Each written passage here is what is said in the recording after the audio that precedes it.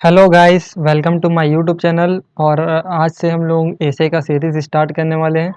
ठीक है। जनरली एसे ऐसा एक सब्जेक्ट है मेन सीजीपीएससी मेंस में कि इस पर यूट्यूब पे ज़्यादा वीडियोस भी नहीं है और ज़्यादा इस पर विचार भी नहीं है यूट्यूब पर। ठीक है, कि हमें क्या लिखना चाहिए, एसे पे कैसे लिखना चाहिए, एसे क्या होता है करके। ठीक है, इसलिए मैंने सोचा कि मेरे को इस निबंध पर एक यूट्यूब का सीरीज़ लाना चाहिए, जो सीजीपीएससी मेंस का जो तैयारी कर रहे हैं सेल्फ स्टडी से, उन्हें पता चल पाए कि ऐसे कैसे लिखा जाता है और ऐसे के लिए क्या ज़रूरी है। ठीक है, जैसे मैंने कोचिंग में पढ़ा हुआ है ऐसे, कि कोचिंग में कैसे पढ़ाते हैं ऐसे, मैं ये भी बताऊँगा वीडियो पे। ठीक है, और जैसे-जैसे वीडियोज़ आगे बढ़ता जाएगा, जैसे इसको मैं पूरा सीरीज़ में लेकर आने वाला हूँ, तो आज के पहले वीडियो में मैं सिर्फ़ इतना ही बताऊँगा कि ऐसे क्या है, ऐसे का इम्पोर्टेंस क्या है सीजीपीएससी मेंस में और ऐसे लिखते कैसे हैं। ठीक है, तो आप ये चैनल पे बने रहिएगा, चैनल को सब्सक्राइब कर लीजिएगा और फिर हम आगे बढ़ते जाएँगे और लगभग हम लोग बहुत सारे फिर निबंध भी देखेंगे, लिख कर भी देखेंगे कि निबंध कैसे लिखेंगे टॉपिक वाइज़।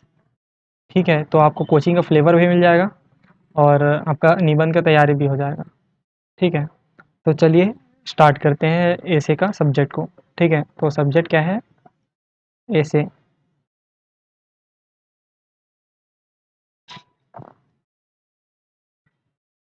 इसका वेटेज कितना है? 200 मार्क्स। देखो, ऐसे जो सब्जेक्ट है बहुत ही स्कोरिंग है, बहुत ही स्कोरिंग है। जैसे कि हम लोग बाकी सब्जेक्ट का जैसे हम लोग अगर देखें तो उसमें 3 सेक्शन रहता है।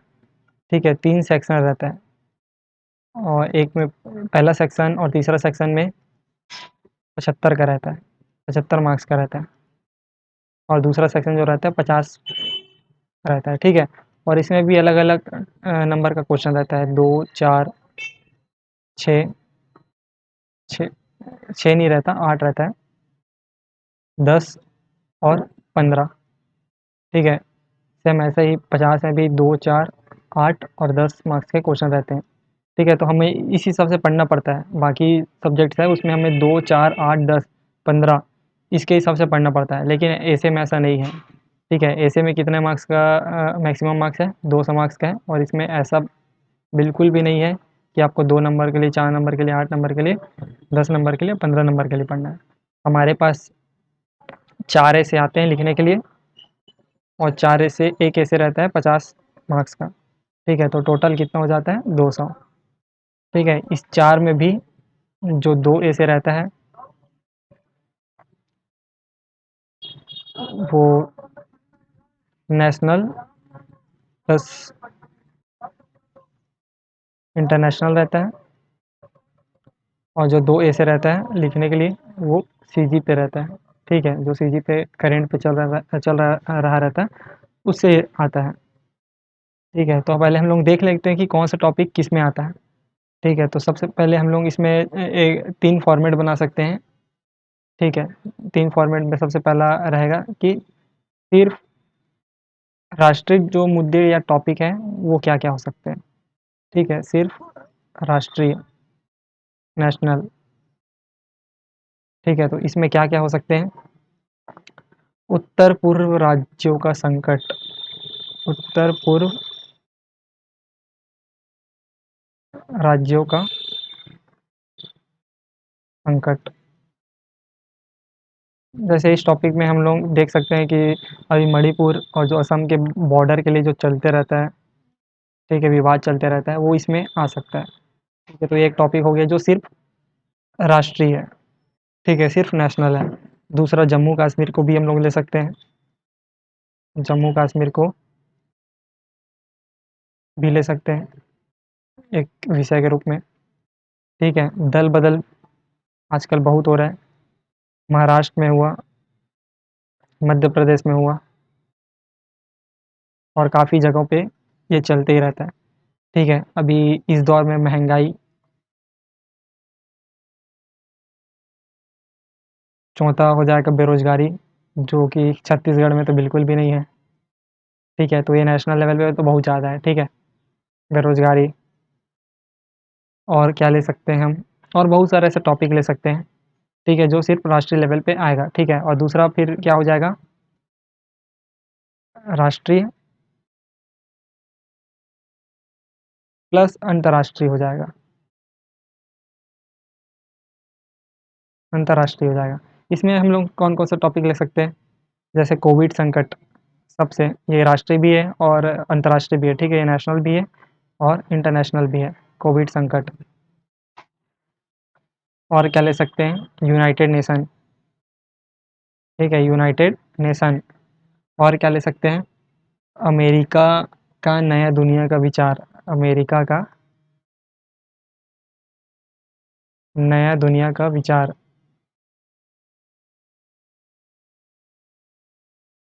मतलब अमेरिका में अभी एक विचार आया है कि जो 21st सेंचुरी का जो वर्ल्ड है वो कैसा होना चाहिए, ठीक है? इस पर भी हम लोग बात करेंगे। इस तरह के टॉपिक पे कोई बात नहीं करता है, लेकिन मैंने इसे कोचिंग में, हमारे कोचिंग में बहुत अच्छे से पढ़ाया गया था और मैं वहीं से बताने वाला हूँ, ठीक है? और क्या हो सकता है? ब्रेग्ज़िट, जो ब्रिटेन में चल रहा है, ठीक है? ब्रेग्ज़िट, तो ये 2 हो गया। और तीसरा हम लोग ले सकते हैं, जो सिर्फ़ सीजी है। क्या है? ओनली सीजी है। सिर्फ़ और सिर्फ़ सीजी का जो विषय है वो क्या-क्या हो सकता है? सबसे पहले तो है नरवा-गरवा, जितना भी योजना वाला जो स्कीम है, ठीक है? योजना जितना भी है छत्तीसगढ़ का, वो तो इम्पोर्टेंट है ही, क्योंकि इसे एक तो आता ही है, ठीक है? एक ऐसे इससे तो आता ही है, नरवा-गरवा, घुरवा-बारी। मैं आपको बस समझाने के लिए बता रहा हूँ कि कम से कम हमें तो पता चले कि कौन-सा टॉपिक कहाँ का है। अब हमें यही नहीं पता रहेगा कि ये टॉपिक ये छत्तीसगढ़ का है कि राष्ट्रीय है कि अंतर्राष्ट्रीय है, और आ गया तो फिर हम लोग सीजीपीएससी को फिर ब्लेम करते हैं। इसलिए मैं आपको ये बता रहा हूँ, ठीक है? और छत्तीसगढ़ का स्वास्थ्य परिदृश्य,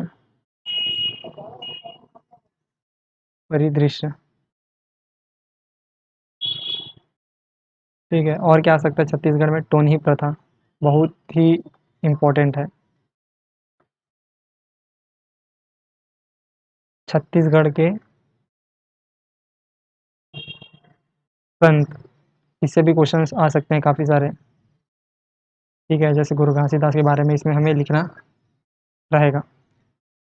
और क्या आ सकता है? ग्रामीण अर्थव्यवस्था, ग्रामीण अर्थव्यवस्था, ठीक है? और हम लोग एक और पॉइंट बना सकते हैं जिसमें हम लोग पीजी और नेशनल, मतलब छत्तीसगढ़ और राष्ट्रीय दोनों को रख सकते हैं, ठीक है? तो टोटल हम लोग 4 बनाए तो ज़्यादा बेटर रहेगा। जिसमें एक मुद्दा आ सकता है नक्सलवाद, ठीक है? तो नक्सलवाद सिर्फ़ छत्तीसगढ़ में थोड़ी है, नक्सलवाद तो आंध्र प्रदेश में भी है, तेलंगाना में भी है, बंगाल में भी है। तो जो नक्सलवाद है, ये राष्ट्रीय भी हो सकता है और छत्तीसगढ़ भी हो सकता है। भले ही छत्तीसगढ़ में थोड़ा ज़्यादा है, ऐसा कह सकते हैं, लेकिन नक्सलवाद तो नेशनल और जो छत्तीसगढ़ दोनों के लिए हो सकता है, ठीक है? और क्या आ सकता है इसमें? और बहुत सारे टॉपिक्स आ सकते हैं जैसे छत्तीसगढ़ और नेशनल में, जैसे एग्ज़ाम्पल के तौर पर मैंने आपको नक्सलवाद बता दिया है, ठीक है? तो ये हुआ आपका एसे का टाइप, जो किस टाइप का एसे रहता है और कौन-सा टॉपिक किस में आएगा, इंटरनेशनल में आएगा कि नेशनल में आएगा, ठीक है? और हमारे जो एसे वाला जो सिलेबस है, सीजीपीएससी मेंस का आप सिलेबस देखे होंगे, उसमें एसे का जो टॉपिक लिखा है साथ में उसमें डेटा का भी ज़िक्र है, ठीक है? कि उसमें डेटा भी होना चाहिए। मतलब हम लोग ऐसे लिखेंगे तो ऐसे के साथ में डेटा होना चाहिए। वैसे तो निबंध लिखते हैं तो उसमें डेटा का कोई काम नहीं होना चाहिए, लेकिन उसमें ऐसा लिख दिया है कि आंकड़े भी होने चाहिए। तो हम लोग ऐसे लिखेंगे तो उसमें साथ में डेटा भी रहेगा। अभी तो हम लोग डिस्कस करेंगे कि ऐसे कैसे लिखना है, उसका फॉर्मेटिंग कैसा होना चाहिए, ठीक है? तो हमारे ऐसे में ये जो डेटा वाला पार्ट है, तो डेटा वाले पार्ट से भी हमारा बहुत कुछ निकल जाता है, ठीक है? जैसे अगर डेटा रहेगा तो डेटा से हम लोग प्रभाव बता सकते हैं, ठीक है? डेटा को लेकर हम लोग प्रभाव बता सकते हैं कि इतना से इतना मतलब जो भी आंकड़ा रहेगा उसको लेंगे और फिर बताएँगे आंकड़ा को लेकर कि प्रभाव क्या हुआ है, ठीक है? फिर उसी के आधार पर हम लोग सुझाव भी दे सकते हैं। तो डेटा यहाँ पर इम्पोर्टेंट हो जाता है। देखिए, जो ऐसे है ना, वो बहुत ज़्यादा इम्पोर्टेंट सब्जेक्ट हो जाता है, ठीक है? क्योंकि देखिए जैसे ऐसे जो है वो 200 मार्क्स का होता है, इसका जो पेपर है वो। ठीक है? और बाकी पेपर भी 200 मार्क्स के रहते हैं, लेकिन बाकी में पेपर में क्या रहता है, जैसे एग्ज़ाम्पल लेते हैं हम पेपर 3 का, ठीक है? हम पेपर 3 का एग्ज़ाम्पल लेते हैं, जैसे पेपर 3 में 3 पार्ट है, ठीक है? पहला पार्ट क्या है आपका, इंडियन हिस्ट्री, दूसरा पार्ट क्या है आपका, पॉलिटी एंड कॉन्स्टिट्यूशन,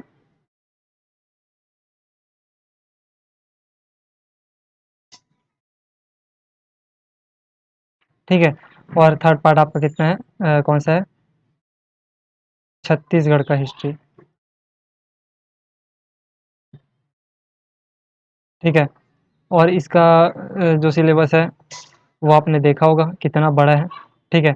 तो इंडियन हिस्ट्री को ही कंप्लीट करने में आपको लगभग, अगर आप सिर्फ मेंस के पर्सपेक्टिव से करेंगे तो आपको 1 महीना लग जाएगा, ठीक है? और पॉलिटी का और कॉन्स्टिट्यूशन का आपको कंप्लीट करने में भी लग जाएगा, सिर्फ अगर आप मेंस के पर्सपेक्टिव से कर रहे हैं, अगर मेंस में जो सिलेबस दिया हुआ है उसी को कंप्लीट कर रहे हैं, उसी का आप नोट्स बना रहे हैं, फिर भी आपको 20 दिन तो लग ही जाएंगे, ठीक है? 20 डेज़ तो आपको लग ही जाएंगे, ठीक है? और छत्तीसगढ़ हिस्ट्री को भी मैं अगर मान कर चलता हूँ, अगर आपने पहले पढ़ कर रखा हुआ है प्री के लिए, फिर भी आपको 20 दिन लग ही जाते हैं, ठीक है? तो टोटल कितना हो जाएगा, 1 महीना 40 दिन।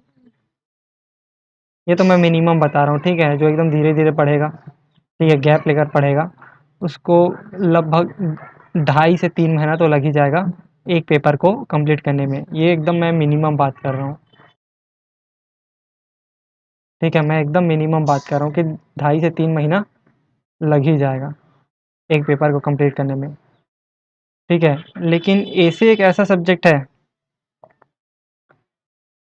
ठीक है? अगर आपने प्री पढ़ा हुआ है पहले से, अगर आपने प्री नहीं भी पढ़ा हुआ है पहले से, आप एकदम ज़ीरो हैं, तो ऐसे का तैयारी आप 20 से 30 दिन में ही मात्र कर सकते हैं तैयारी, ठीक है? ऐसे का तैयारी 20 से 30 दिन में आप कंप्लीटली तैयारी कर सकते हैं मेंस के लिए, ठीक है? तो जहाँ पेपर 3 में 2.5 से 3 महीना लगाएँगे 200 नंबर के लिए, ठीक है? और ऐसे में आप 20 से 30 दिन लगाओगे 200 मार्क्स के लिए। तो ऐसे में आपको फ़ायदा हुआ ना, आपने कम दिन भी दिया, ठीक है? और साथ ही आपको ज़्यादा मार्क्स ऐसे में मिल रहा है, ठीक है? तो ऐसे का एक फ़ायदा हुआ, आपको कम दिन लगेंगे और ज़्यादा स्कोरिंग सब्जेक्ट है, जितना अच्छा आप लिखोगे उतना अच्छा आपको मार्क्स मिलेगा, तो ऐसे आपके लिए बहुत ही अच्छा हो गया, ठीक है? तो आप इसमें देख सकते हैं, तो इसका एक इम्पोर्टेंस यही हो जाता है कि आपको जो डेज़ है वो कम लगेंगे ऐसे को कंप्लीट करने के लिए। आप एकदम नील भी हैं, अगर 20 से 30 दिन अगर आप एकदम ऐसे को ही डेडिकेट करके पढ़ेंगे, ठीक है? तो आपका ऐसे का जो तैयारी है वो अच्छे से हो जाएगा। और सेकंड है, आपको लीड भी दिलवाएगा ये पेपर। ऐसे एक ऐसा सब्जेक्ट है जो सभी कोई अच्छे से नहीं लिख पाते हैं, ठीक है? सभी कोई नहीं ना, सभी कोई बोल रहा हूँ ना, सभी कोई अच्छे से लिख नहीं पाते हैं, लेकिन सभी में भी कुछ आते हैं जो बहुत अच्छा लिखते हैं, एक्स्ट्राऑर्डिनरी लिखते हैं। उनका जो मार्क्स है वो जाता है 130 प्लस, ठीक है? पिछले साल का आप देख लेना, एनालिसिस कर लेना, 130 प्लस जाता है, जो बहुत अच्छा लिखे रहते हैं। और नॉर्मल जो एवरेज लिखते हैं, उनका जाता है 110, इसके आसपास रहता है, ठीक है? तो यहीं पास आप कितना मार्क्स का लीड ले ले रहे हैं, 20 नंबर का लीड ले रहे हैं, ठीक है? अगर आपने और अच्छा लिखा है इसे को, बहुत अच्छा ही लिखा है, एकदम एक्स्ट्राऑर्डिनरी आपने लिखा है, तो आपका 140 तक भी जा सकता है, इससे भी ज़्यादा जा सकता है, ठीक है? तो मैं ये बताना चाह रहा हूँ कि आप ऐसे के पेपर में अच्छे से लीड ले सकते हैं, और ये लीड आपको मेरिट लिस्ट के ऊपर में ले जाएगा, और आपको आपका मन चाहा पोस्ट आपको दिलवाएगा, ठीक है? जो ये लीड है वो, तो आपको ऐसे को बिल्कुल भी इग्नोर नहीं करना है। आपका ऐसे का तैयारी बहुत ही अच्छे से और जल्दी रेडी हो जाता है, अगर आपने सिर्फ ऐसे को एकदम फ़ोकस होकर पढ़ाई करना चालू कर दिए तो। ठीक है? ऐसे को आप अच्छे से फ़ोकस करके पढ़ना चालू कीजिए 20 से 30 दिन, और आप ऐसे के लिए एकदम बिल्कुल रेडी हो जाएँगे, और फिर ऐसे में आप लीड लेकर आप मेरिट में अपना नाम ऊपर देखेंगे। ठीक है? देखिए फ्रेंड्स, अगर हम लोग 500 लोगों को एक साथ अगर बैठा दें और उन्हें एक ऐसे का कोई टॉपिक दें और उन्हें ऐसे लिखने बोलें, तो उनके ऐसे लिखने के बाद हमारे पास 500 तरह का ऐसे आ जाएगा। सभी का जो लिखने का स्टाइल है, ठीक है, एकदम डिफरेंट रहेगा। मतलब हमारे पास 500 ऐसे आ जाएंगे अलग अलग टाइप के। इसका मतलब आप समझ रहे हैं ना कि मेंस का जो पेपर होता है लगभग 2500 लोग देते हैं मेंस का पेपर। इसका मतलब है कि चेकर के पास 2500 कॉपी जाता है चेक होने के लिए, ठीक है। तो जो चेकर रहेगा वो 2500 कॉपी में जिसका सबसे बेस्ट लगेगा उसको 130 140 मार्क्स के आसपास देगा, उससे ज़्यादा भी देगा, ठीक है। और अगर उसको एवरेज लग रहा है, ठीक है, तो उसको फिर 110 के अंदर में ही रोक देगा। इसलिए ऐसे का पेपर जो है बहुत ज़्यादा इम्पोर्टेंट हो जाता है। इसमें आप लीड ले सकते हैं। 20-30 नंबर का भी अगर आपने लीड ले लिया ऐसे के पेपर में, तो अगर आपका बाकी पेपर अगर बिगड़ भी जाता है, ठीक है, अगर बाकी आपका पेपर बिगड़ भी जाता है तो 20-30 नंबर का जो आप लीड ऐसे का पेपर में लिए रहेंगे वो उसको कवर कर लेगा, ठीक है। इसलिए जो ऐसे का पेपर है बहुत ज़्यादा इंपॉर्टेंट हो जाता है, ठीक है ना। अब आगे हम लोग इसका फॉर्मेटिंग देखते हैं कि ऐसे का फॉर्मेटिंग कैसे होता है, ठीक है। तो यहाँ बस मैं आपको फॉर्मेटिंग बताने वाला हूँ कि ऐसे का फॉर्मेटिंग कैसे करना है, ठीक है। उसके बाद हम लोग देखेंगे कि फॉर्मेटिंग के अंदर में हमें क्या क्या लिखना रहता है, ठीक है। तो हमें ऐसे एक ऐसे जो रहता है 50 मार्क्स का रहता है और उसमें 750 वर्ड्स लिखना रहता है, 750 शब्द लिखना रहता है, ठीक है। तो सबसे पहले हम लिखेंगे, प्रस्तावना लिखेंगे जिसका लेंथ रहेगा 70 से 75 शब्द, ठीक है। उसके बाद प्रस्तावना जैसे लिख लेंगे उसके बाद हमको लिखना है पृष्ठभूमि, ठीक है। तो पृष्ठभूमि 50 से 70 वर्ड्स रहेगा और पृष्ठभूमि को एक्सप्लेन करते हुए हमें अर्थ और अवधारणा लिखना है।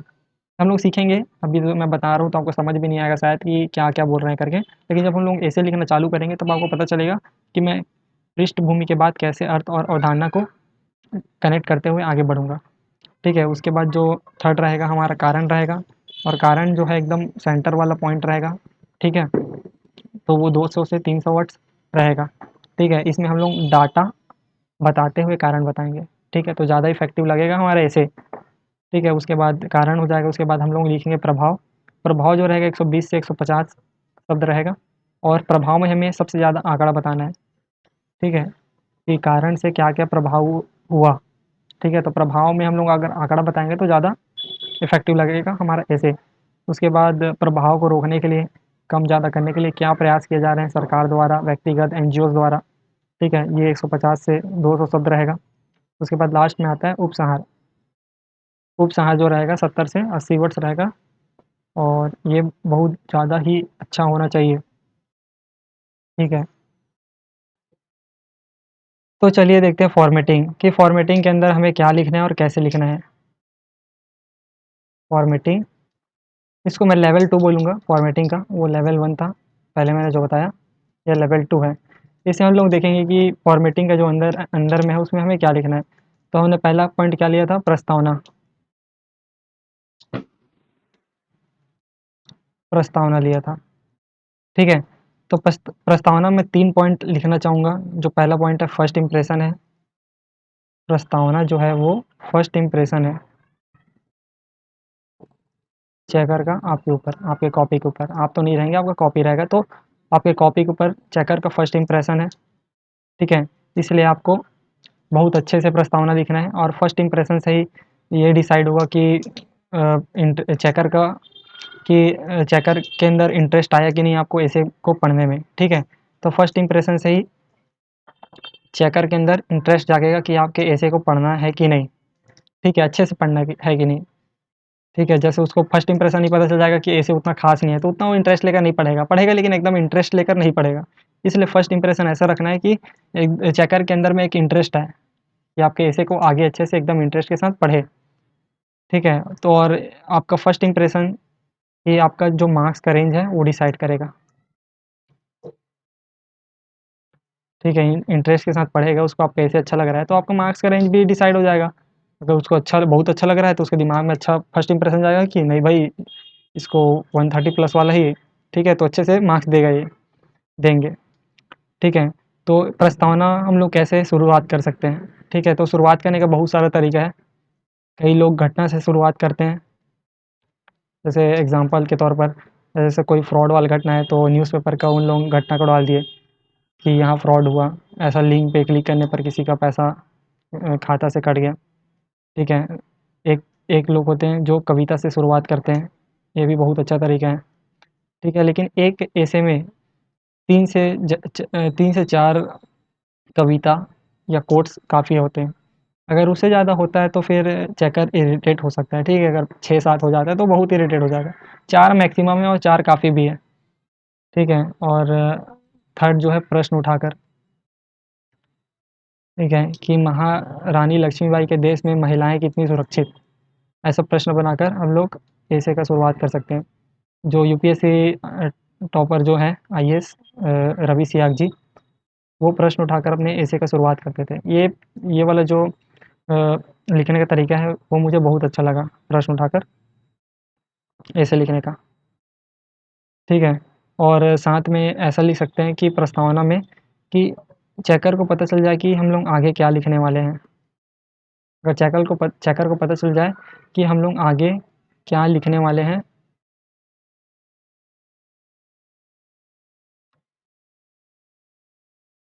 तो चेकर को बहुत अच्छा लगेगा चेक करने में कॉपी को, ठीक है? उसको इंटरेस्ट आएगा, उसको पता चल जाएगा कि ये बहुत इंटरेस्टिंग चीज़ लिखा है, ठीक है? तो इंटरेस्टिंग चीज़ लिखा है तो उसको समझ आ जाएगा ना कि भाई कि आगे क्या लिखने वाला है करके। तो इस तरह से चेकर को इंटरेस्ट आएगा आगे चेक करने पे, ठीक है? तो ये बात हो गया प्रस्तावना का। सेकंड पॉइंट क्या लिए थे हमने? पृष्ठभूमि, पृष्ठभूमि, ठीक है? तो देखिए हर टॉपिक का पृष्ठभूमि नहीं होता है, ठीक है? बहुत सारा जो टॉपिक है वो उसका पृष्ठभूमि जो है बिल्कुल भी नहीं होता है। तो जिस चीज़ का पृष्ठभूमि ना हो उसको लिखना नहीं है, ठीक है? हर विषय का ज़रूरी नहीं,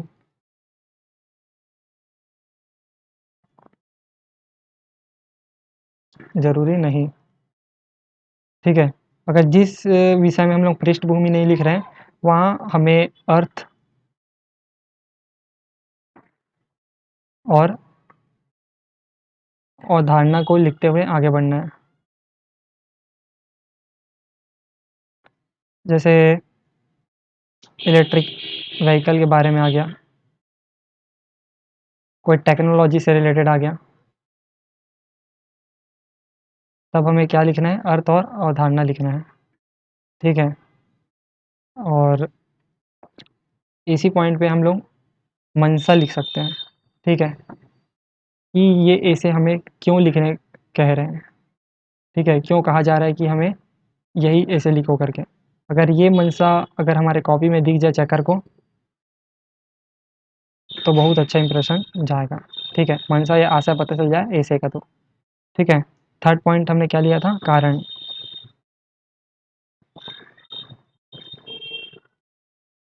और जो कारण है वो बहुआयामी होना चाहिए, बहुआयामी होना चाहिए। समस्या के जो समस्या रहेगा, टॉपिक रहेगा, ठीक है ना? उसका जो कारण है वो बहुआयामी होना चाहिए, जैसे कि वो राजनैतिक होना चाहिए, ठीक है? उस टॉपिक का राजनैतिक कारण क्या है, वो उसमें इंक्लूड होना चाहिए, ठीक है? सामाजिक कारण क्या है, वो इंक्लूड होना चाहिए। आर्थिक कारण क्या है, वो उसमें समाहित होना चाहिए। और सांस्कृतिक कारण अगर हो, तो वो उसमें ऐसे के कारण में इंक्लूड होना चाहिए, ठीक है? और ये सब क्रम में होना चाहिए, ठीक है? कोई भी सा कहीं भी नहीं लिख देना है, ये क्रम में होना चाहिए, ठीक है? लेकिन अगर ये जो बहुआयामी वाला जो पॉइंट है, जिसमें राजनैतिक, सामाजिक, आर्थिक और सांस्कृतिक है, अगर इसको ज़बरदस्ती नहीं लिखना है, ठीक है? ज़बरदस्ती नहीं लिखना है। अगर उसका सामाजिक, राजनीतिक, आर्थिक या सांस्कृतिक कारण बन रहा है, तभी लिखना है, ठीक है ना? मैंने कुछ भी नहीं लिख देना है, ठीक है? और एक कारण में आंकड़ा बताना है। आपको पीछे भी मैंने बताया है कि कारण में आंकड़ा बताना है, ठीक है? अगर कारण में हम लोग करंट अफेयर को ऐड कर सकें, तो बहुत ज़्यादा अच्छा इफ़ेक्ट पड़ेगा पैसे पे, ठीक है? करंट अफेयर को हम लोग कारण में ऐड कर सकते हैं, ठीक है? प्रस्तावना को हम लोग करंट अफेयर से भी स्टार्ट कर सकते हैं, ठीक है? देखिए बहुत सारा पॉइंट बनते रहता है, दिमाग में चलते रहता है, ठीक है? तो जैसे मेरे को अभी याद आया तो मैंने यहाँ बस बता दिया कि करंट अफेयर से भी प्रस्तावना को स्टार्ट कर सकते हैं कि हाल ही में ऐसा घटना हुआ जिसे ऐसा सब कुछ देश में सामने आ रहा है या कहीं भी सामने आ रहा है, ठीक है? तो अब कारण के बाद हम लोग आते हैं प्रभाव पे, ठीक है? प्रभाव पे, तो प्रभाव भी बहुआयामी होना चाहिए,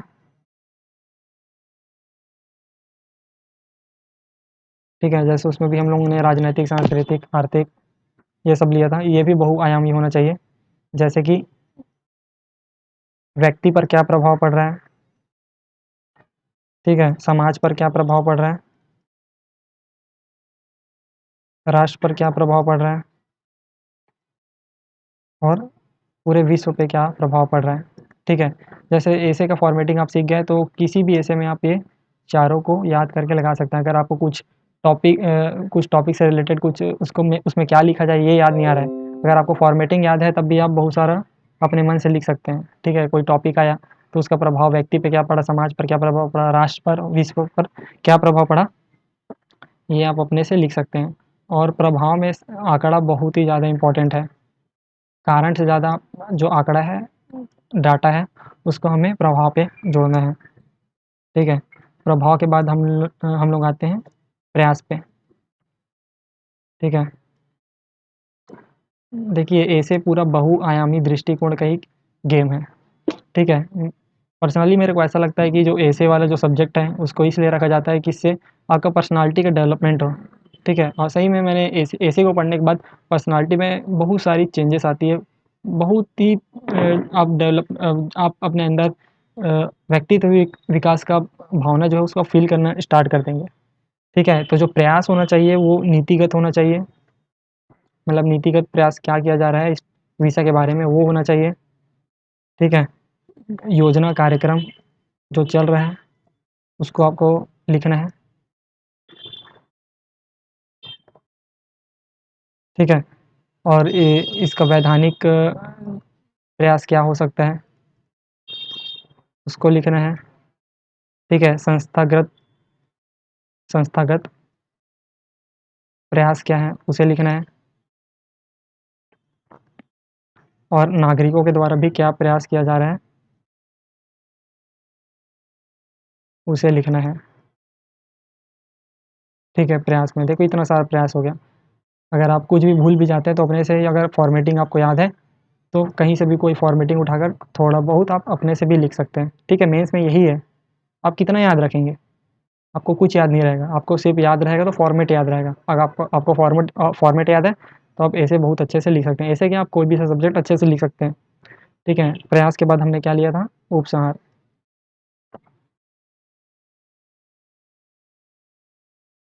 ठीक है? जैसे मैंने प्रस्तावना को फर्स्ट इंप्रेशन बोला था, उपसंहार लास्ट इंप्रेशन है,